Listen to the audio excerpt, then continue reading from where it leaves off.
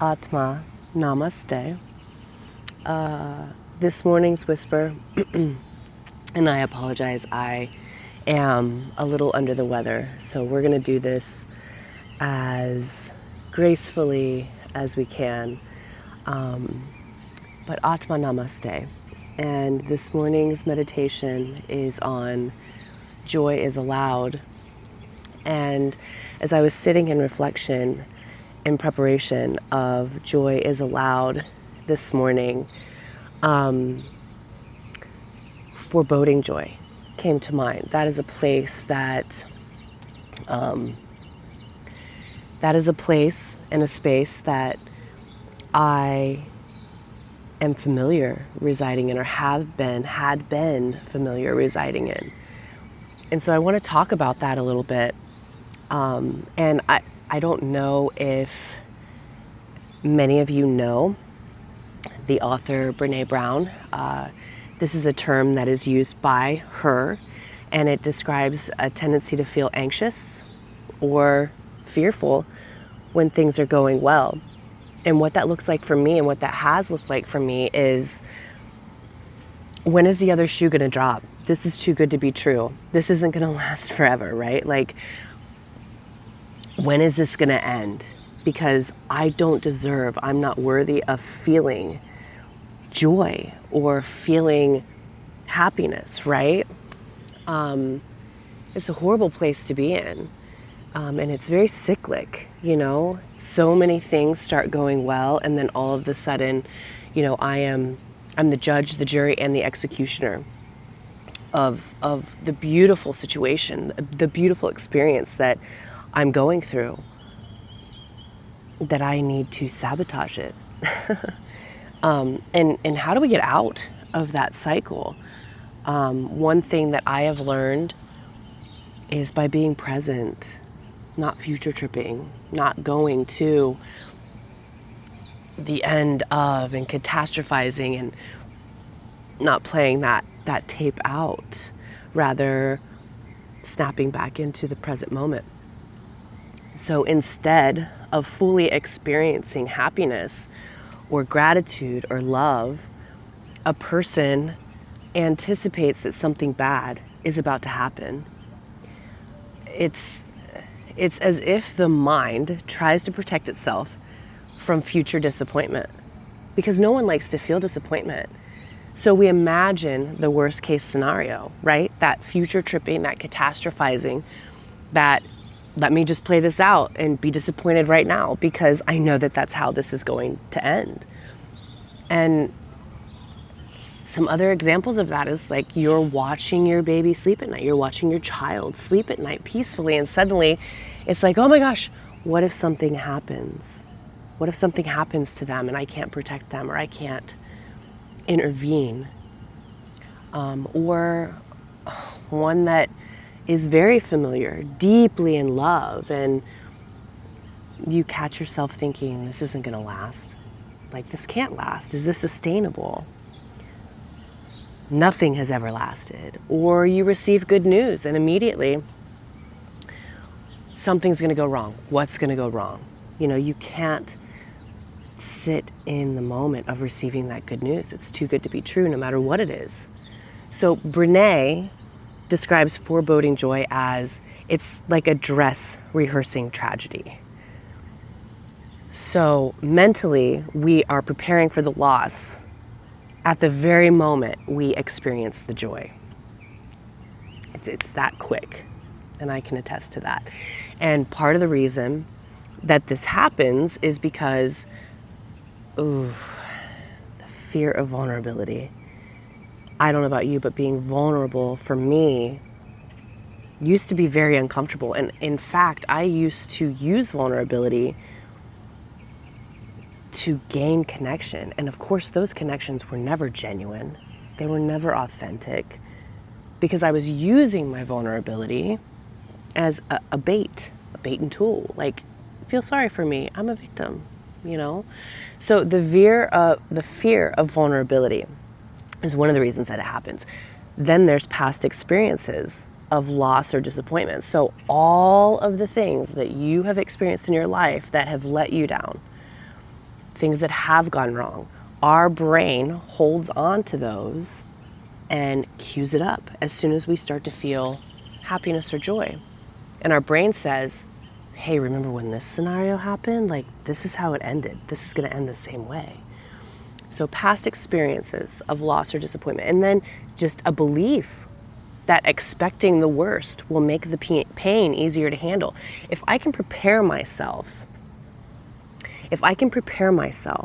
for the disappointment that I'm going to feel, I have all of the time up until it actually ends or goes away to prepare myself for that loss, which is going to cause pain, right? So we start creating these stories, or start listening to our brains about, telling us that this is why it's not going to last. This is the pain that you've experienced before. Why do you want to experience that again? But if you do, okay, hang on, we're here for the ride. We're going to prepare so that it's easier for you to handle the pain. And then, another reason that this happens is it's a difficulty for tolerating uncertainty. The fear of the unknown. I don't know about you, but I like to know when shit's going to go down. And if that's uncertain, then it becomes very difficult for me, difficult to accept, difficult to tolerate. So the paradox is that foreboding joy doesn't actually prevent future pain, right? It only reduces our ability to enjoy the present. And remember what I said earlier? The only thing that I've found to help me in sitting in the joy and happiness that I feel and not slipping into foreboding joy is to gently snap myself back into the present. And I do this little thing where I literally, I'm here. And it's that simple. So foreboding joy, it's not going to prevent future pain. What's already meant to happen, or what's already meant to leave or remove itself from your life, is going to happen. So be present in the joy that you do feel in that current situation, in that current relationship, in that current environment, because that's all we have. And without that, it only reduces our ability to enjoy the present. So a common antidote that Brené Brown suggests is practice gratitude. I know when I wake up, I think, sometimes I write and journal about what I'm grateful for. What is my gratitude list? And when you notice, and when I've noticed myself catastrophizing during a joyful moment or during a time that I'm happy, I intentionally shift to acknowledging what I'm grateful for in that moment. I'm grateful for the sun shining on my back. I could catastrophize, oh my gosh, in 2 days, we are going to be headed back home, and next week my life is changing in these ways. And I'm taking away from sitting here in front of you and being grateful that I get to share this message with you in this beautiful weather with the sun shining on my back. So I'm grateful for this moment now. And in simple terms, foreboding joy is the feeling that happiness is too good to be true. That happiness is too good to be true. So your mind starts looking for the catch, right? What's the catch? So today, we are going to make room for joy. Today, we make room for joy. I want you to take a deep breath in and slowly release it.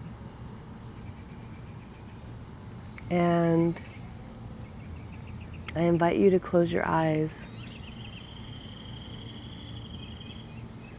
and notice any part of you that has been waiting for permission. Where is that part of you? Where in your body do you feel that? And it's a permission to laugh. It's a permission to enjoy.